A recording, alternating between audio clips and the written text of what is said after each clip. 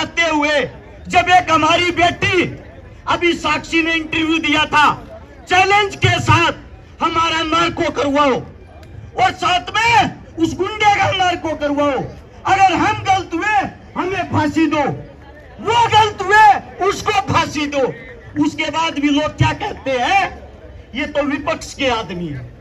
पहले तो गांव के अंदर लगाया गया और उन्होंने ये कसम खाई है हमारा धरना जब तक चलता रहेगा, हमारे पहलवान जीतकर और यहाँ पर आकर हमारे धरने को उठाएंगे, वरना हमारा धरना लगातार चलता रहेगा। एक बार धनारा गांव की सरदारी के लिए जोरदार ताली बजानी चाहिए। बहुत बहुत धन्यवाद भाई। तमाम सरदारी, सम्मानित बुजुर्ग और मेरी मातृ शक्तियां, सभी चरणों में आपके बेटे, आपके बच्चे हर्ष शिकारा की हाथ जोड़कर राम राम।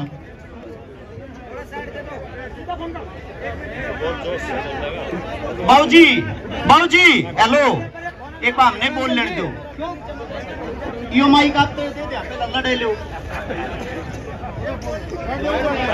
सबसे पहले तो अभी मेरे अंकल जी पिता समान सुरेश कोट माइक पकड़ कर बताने लागे रे, देगा भोकन भोकन भाषण देना हो कि मैं समझान भी आऊ। मेरे अंकल जी ने सोमा के सोए तोड़ बता दिया था, अब यो समाधान न्यू होगा, न्यू नहीं तो न्यू करना है। ये तो हमारे बड़े हैं, इतना जोश इस जवानी में हमारे में आज भी नहीं है जितना जोश हमारे बुजुर्गों में। कम से कम इनका ईमान सम्मान कर लो यार। इनके मवाड़ दौड़े हो रहे थारे संघर्ष के मारे। हाथ जोड़कर विनती है, बात समझने और सुनने की कोशिश करना। फैसले तो लेंगे हमारे बड्डे, जो भी इनका फैसला होगा हमारे लिए वो सर्वमान्य है, लेकिन उससे दूसरा कुछ बातें ऐसी हैं जिनमें युवाओं को बदलाव करना पड़ेगा। एक सोशल मीडिया पर एक नई पढ़ाई चल रही है, एक नई यूनिवर्सिटी खोल ली है, जिसने कहा अगर फेसबुक या यूनिवर्सिटी या किसने खोली है, सरकार की आईटी सेल ने, और इसने सबका मजबूत मीडिया कर रही है। हमने तो यह सुना था, किताबों में यह पढ़ा था, मीडिया हिंदुस्तान का वो चौथा स्तंभ है जो हिंदुस्तान की आवाज को बुलंद करती है, न्याय की आवाज को उठाती है, जनता की आवाज को नेता और मंत्रियों तक पहुंचाती है। आज मुझे बताते हुए बड़ा दुख हो रहा है, जो हमारा चौथा स्तंभ जिसको बोलते हैं जो मीडिया, वो नेता मंत्रियों के पास जाती है, अपनी नगद पैसे लेके उनके प्रचार में लग जाती है। उदाहरण के साथ बताऊंगा, हाथरस के अंदर एक दलित बहन का बलात्कार हुआ।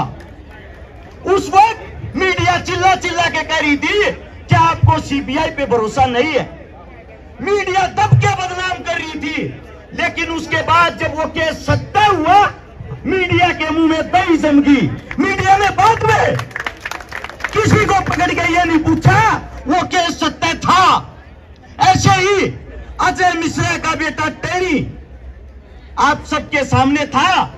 अरे शर्म आती है ये बताते हुए, जब एक हमारी बेटी अभी साक्षी ने इंटरव्यू दिया था चैलेंज के साथ हमारा नार्को करवाओ और साथ में उस गुंडे का नार्को करवाओ, अगर हम गलत हुए हमें फांसी दो, वो गलत हुए उसको फांसी दो। उसके बाद भी लोग क्या कहते हैं, ये तो विपक्ष के आदमी है। पहले तो हमें यह बताए हमारा पक्ष कौन सा है। कुछ लोग जो हमें जातियों में बांटते हैं, सबसे पहले तो हमारा इतिहास पढ़े। जिस जाति को आप बदनाम कर रहे हो, उसी जाति के बेटे बॉर्डर के ऊपर सबसे ज्यादा शहादत देते हैं। उसी जाति के बेटे उसी तिरंगे में लिपटकर अपने घर आते हैं, और उसी जाति के बेटे जिनको यहाँ के 2 रुपए के भाड़े के सोशल मीडिया वाले टट्टू बदनाम करते हैं, उसी जाति के बेटे विशोल में जाके तिरंगे को ऊपर ले आते हैं। शर्म इस बात की आती है। एक छोटा सा उदाहरण बताता हूं। दिल्ली का इतिहास पढ़ना, दिल्ली का एरिया मात्र 3 से 4 किलोमीटर का था। इसके अंदर 360 खापे आज भी हमारी बसाई हुई है। इसी दिल्ली के अंदर लोग जब हमारे को ये कहते हैं ये विशेष जाति के, उनको ये बता देता हूं, हमने यहां दिल्ली पर जब बार बार हमले हुए, हमारे बुजुर्गों ने हमारे लिए अपना रक्त बहाया है, रक्त से इस दिल्ली को सींचा है। और आप हमें देशद्रोही, आप हमें उंगली उठाते हो जब हमारी बहन बेटियों पर कोई बात आती है। आप लोगों को बताता हूं, मराठा और ब्राह्मण सेना 1761 में पानीपत की लड़ाई लड़ने के लिए आए थे। 4000 अपने साथ में अपने परिवार, अपने बच्चे लेके आए थे। जब उनकी उस युद्ध में हार हुई, उस युद्ध के हार के बाद उस वक्त के हमारे महाराजा थे, महाराजा सूरजमल, जिन्होंने जिम्मेदारी ली थी ये बहन बेटी ब्राह्मणों की हो या पेशवाओं की, इनका जिम्मेदार मैं हूं, इनको घर तक मान सम्मान के साथ मैं पहुंचाऊंगा। उसके बाद उन्होंने अपनी सेना को आदेश दिए, वो जो क्षेत्र था जहां पे वो महाराजा साहब जो पेशवा थे उनका जो अंतिम संस्कार किया गया, वो रोहतक के पास हमारा सांगी गांव है। आज भी हमारे बच्चे, हमारे बुजुर्ग वहां माथा धोते हैं, आज भी हमारे बच्चे वहां दूध चढ़ाते हैं। हम इतना मान सम्मान उनको आज भी करते हैं। और उनकी जो बच्चियां थी, बेटियां थी, हमारे रोहतक के और हिसार के जो मान थे, जाखड़ थे, दैया थे, गुड़िया थे, पुड़िया थे, गिल थे, इज्जत के साथ यहां से सेना जाती है।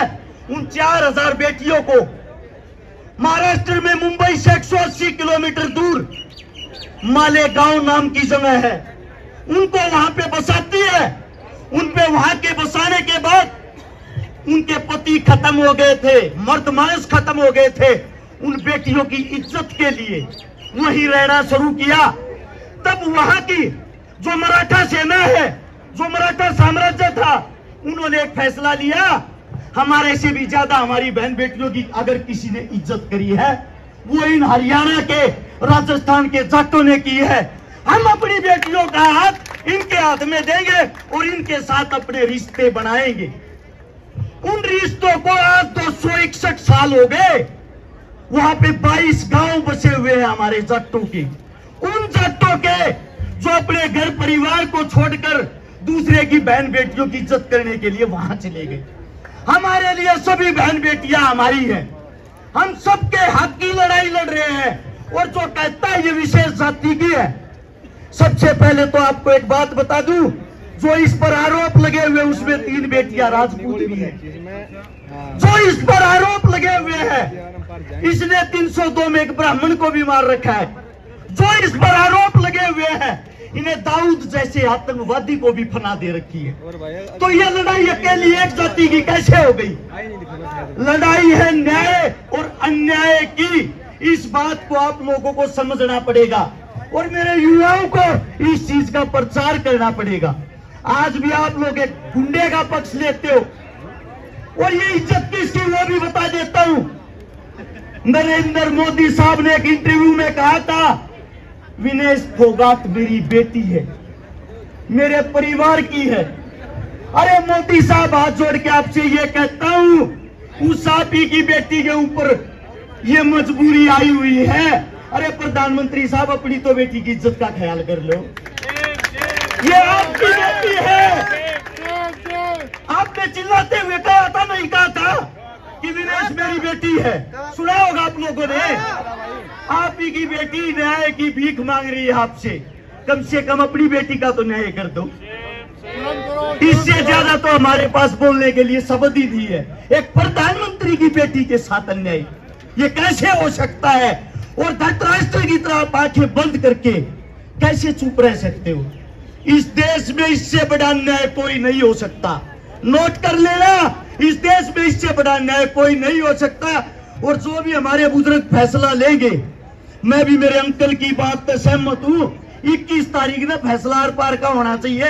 इनका जलूस मत कटवा हुआ बैठा के, और बोलते नहीं है ये मट्टी में खेल रही है पहलवान है, और गारंटी देता हूं मट्टी में मिला जाएंगे, मट्टी में शब्द गलत निकला मुंह से उसके लिए माफी चाहता हूं। आप सभी के चरणों में बोलने का मौका मिला। आप सभी का धन्यवाद। राम राम, जय हिंद।